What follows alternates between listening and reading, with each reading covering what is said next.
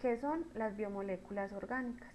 Todas las moléculas orgánicas que forman parte de los seres vivos están constituidas por la unión de varios átomos de carbono.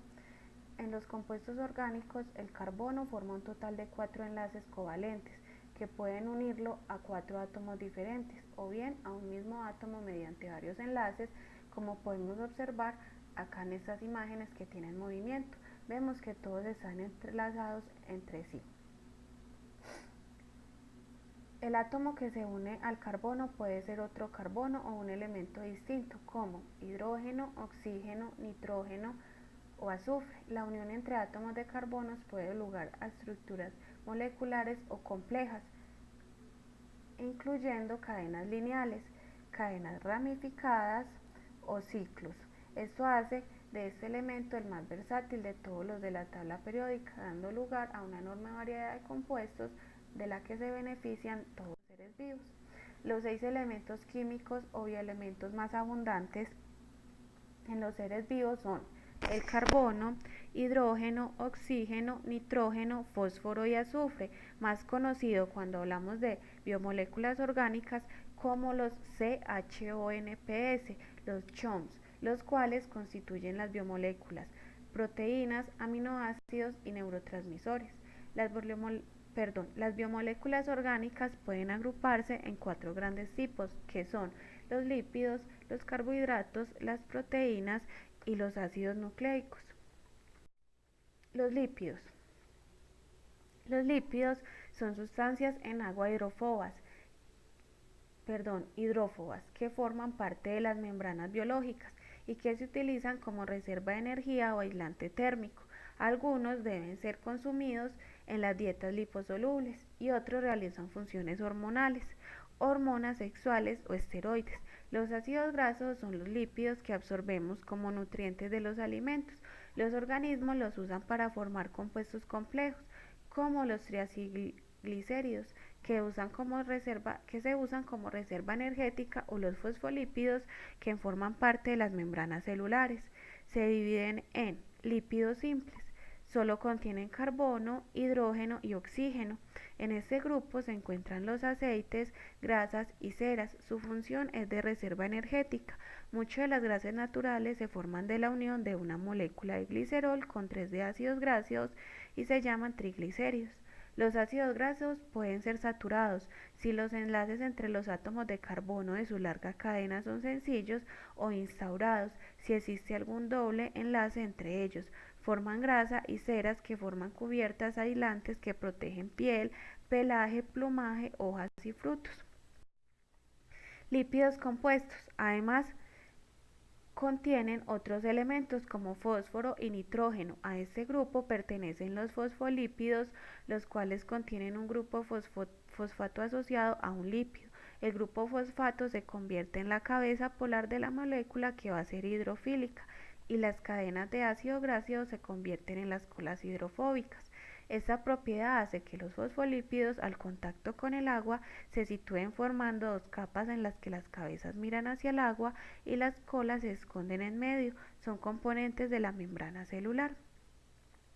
Esteroides. Se componen de 4 anillos de carbono fusionados. Un ejemplo es el colesterol, que es un componente vital de las membranas de las células de animales, y también participa en la síntesis de esteroides, como las hormonas sexuales femeninas y masculinas, o la aldosterona, hormona que controla los niveles de sal. Para que entendamos estas definiciones anteriores, les hice este resumen, donde les vuelvo a contar que los lípidos son compuestos de moléculas orgánicas y que surgen a partir de una molécula de carbono, hidrógeno y oxígeno, aunque también se dan casos en el que lo integran también fósforo, azufre y nitrógeno. Su estructura y composición química hacen que existan varios tipos y las propiedades de cadena uno varíen del otro. En este sentido, se pueden dividir lípidos en grasas saturadas, polisaturadas e insaturadas, siendo estas últimas las que más se recomiendan para el consumo humano, ya que fortalecen la digestión y aceleran el metabolismo.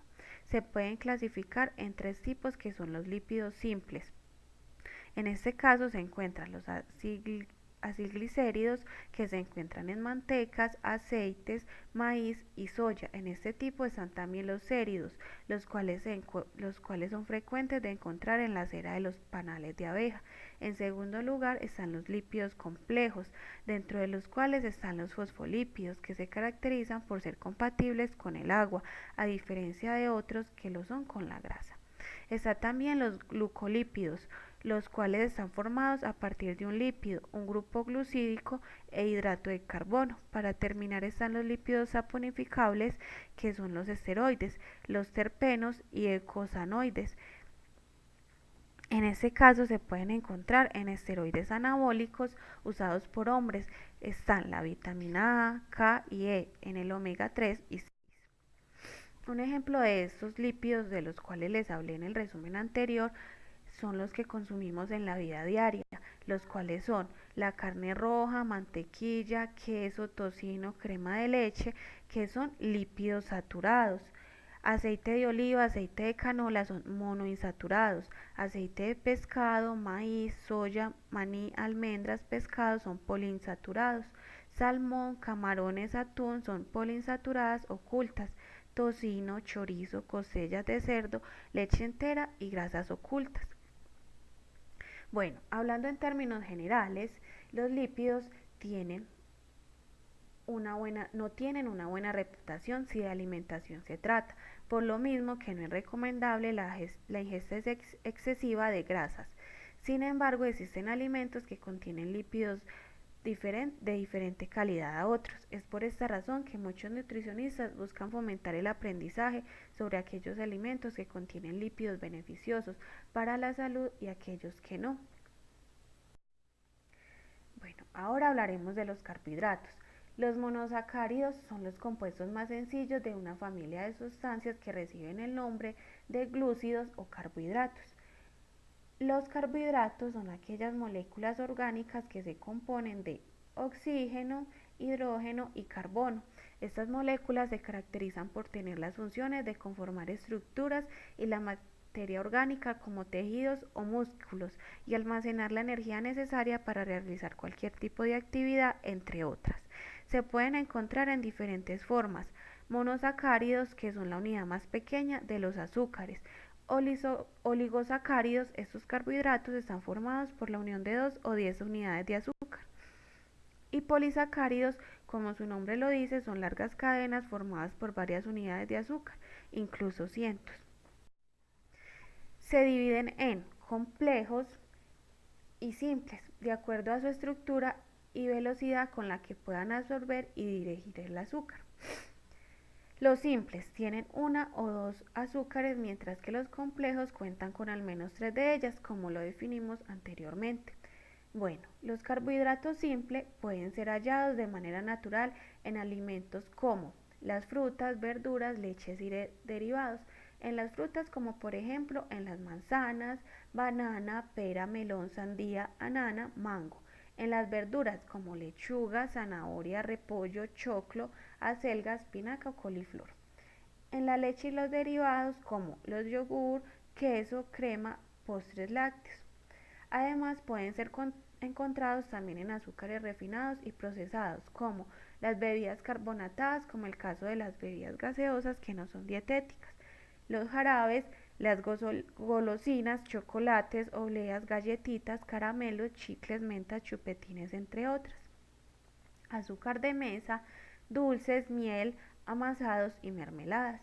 Algunos ejemplos de hidrato de carbonos complejos caracterizados por ser ricos en almidón son verduras ricas en almidón, tales como jícama, patata o papa; cereales integrales como avena, trigo, arroz o centeno; y en legumbres como lentejas, alfalfa, soya, guisantes, cacahuates, haba, garbanzos, entre otras; y las pastas.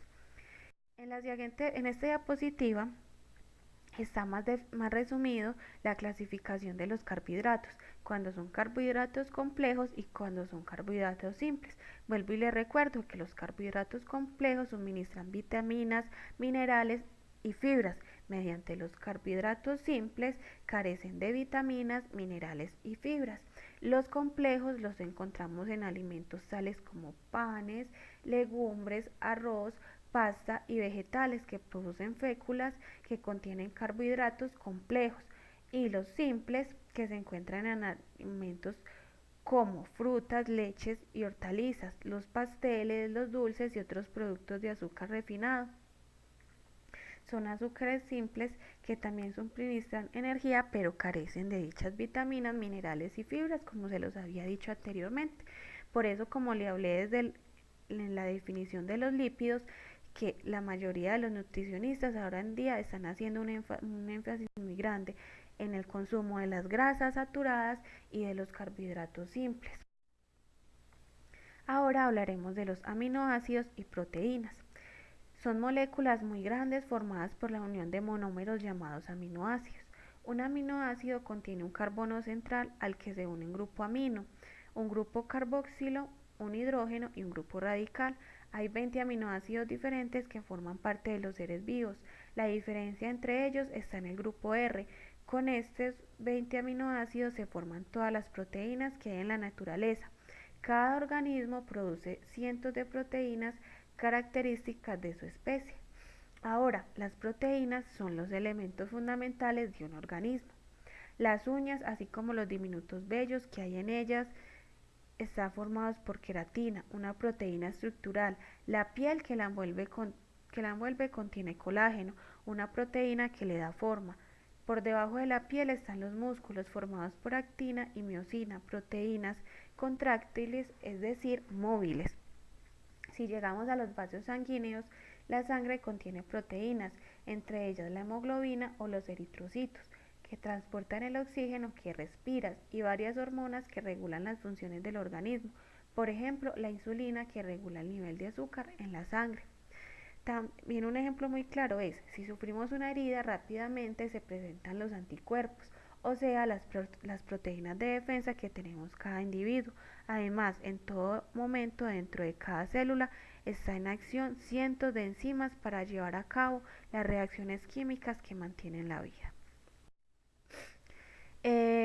Debemos tener muy claro que la mayoría de las proteínas que encontramos para el sustento de nuestros cuerpos, de la energía que ellos gastan día a día, las podemos encontrar en las proteínas de la carne, el pescado, los productos lácteos y los huevos. Además de contener todos los aminoácidos esenciales, su composición se asemeja a la que necesitan nuestras células. Las proteínas del reino vegetal son consideradas incompletas por no contener generalmente todos los aminoácidos esenciales, pero debemos tener muy en cuenta que este término incompletas puede ser muy mal interpretado debido a que la infinidad de combinaciones alimentarias posibles de los cuales surgirá una proteína completa es infinita en el reino vegetal. Un ejemplo muy claro es el siguiente. El valor biológico de las proteínas o unidad proteica neta es establecido por la similitud en cantidad y variedad de los aminoácidos que necesitamos con los procedentes del alimento. Por ejemplo, la clara de huevo posee una unidad proteica neta del 94%, es decir, que casi todas las proteínas del huevo serán asimiladas por nuestro cuerpo, considerando lo expuesto anteriormente. También debemos tener en cuenta que la carne posee una unidad proteica neta del 67% contra una unidad proteica neta del 61% que posee la harina de soya y el 75% que posee el amaranto. Si bien es cierto que el reino vegetal generalmente las proteínas no son completas, pero cuando combinamos entre los aminoácidos procedentes de diversos alimentos vegetales nos producen una proteína muy completa de alto valor, sin colesterol y con menos purinas, por ejemplo, legumbres con cereal, como se los había mencionado en el ejemplo anterior. Si unimos el porciento que posee la harina de soya y el porciento que posee el amaranto, nos podemos dar cuenta que las dos completan un alto valor en aminoácidos procedentes de dos alimentos vegetales.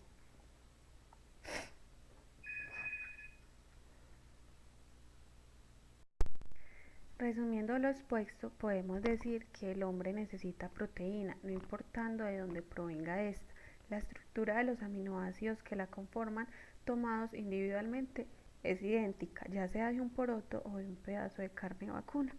Eso es lo que debemos tener muy en cuenta, que a veces nos hemos preguntado mucho, que tenemos muchos interrogantes, que la mayoría de las personas que son vegetarianas son personas que viven bajitas en proteína. No, con esta explicación pienso que les debe haber quedado claro que no solo las proteínas las podemos obtener de la carne, sino que también de la combinación de varios vegetales, incluso nos pueden dar más altos valores de proteína que incluso la que encontramos en las mismas proteínas de la carne. Otra gran pregunta que nos hacemos es qué cantidad de proteínas necesita el organismo.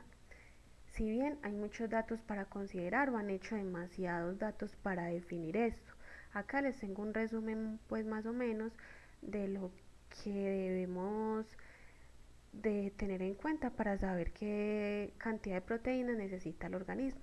Para definirlas se deben considerar las cantidades de nitrógeno perdidas e ingeridas por día. Si bien hay muchos datos para considerar, en los últimos estudios se estableció la cantidad mínima de 0.47 gramos por kilogramo de peso al día y la cantidad óptima promedio es de 0.80 gramos por kilogramo de peso al día. Ejemplo, un hombre de 80 kilogramos necesitaría un mínimo de 37 gramos de proteína al día y un óptimo de 64 gramos al día. Eso es más o menos lo que, dependiendo de nuestro peso, necesitamos de proteínas al día, ya sean proteínas de la carne o proteínas de los vegetales, como se los expliqué anteriormente. Bueno, ahora les definiré qué son los ácidos nucleicos. Los ácidos nucleicos son polímeros o macromoléculas que están conformadas por la repetición de monómeros, moléculas con una masa molecular pequeña, que están unidos por enlaces covalentes llamados enlaces fosfodiéster, como lo observamos en esta imagen que tiene movimiento. Podemos observar la unión que hay en todos los enlaces. Cabe destacarse que estos son capaces de formar larguísimas cadenas con millones encadenados entre sí, como vemos acá. Son millones de cadenas encadenadas entre sí. Las principales funciones de los ácidos nucleicos son, por un lado, la de almacenar la información genética de un ser vivo y por otra parte la transmisión hereditaria de la mencionada genética. Bueno, existen dos tipos de ácidos nucleicos, el ADN o ácido desoxirribonucleico y el ARN o ácido ribonucleico. El ADN es un ácido que dispone de la información genética que permite el desarrollo y funcionamiento de los seres vivos y también de algunos virus, es decir, gracias al ADN se desarrollan las características biológicas de un ser y las células pueden recibir las instrucciones para poder desplegar sus funciones satisfactoriamente. Asimismo, se encarga de la transmisión de la herencia genética. Su gran importancia es el almacenamiento a largo plazo de la información que ostenta. Y por su parte, el ARN se encuentra tanto en las células procariotas como eucariotas y en algunos virus. Despliega varias funciones, entre ellas la síntesis proteica. Como el ADN no puede actuar solo, necesita el ARN para transmitir la información esencial durante la síntesis de las proteínas. Por esta ecuación es más versátil que el ADN. Como podemos ver acá en esta imagen, cada uno tiene sus propias características. El ADN que es un complemento y el ARN que tiene sus propias características. Muchas gracias. Por último, les dejo las referencias bibliográficas que me sirvieron para realizar esta presentación.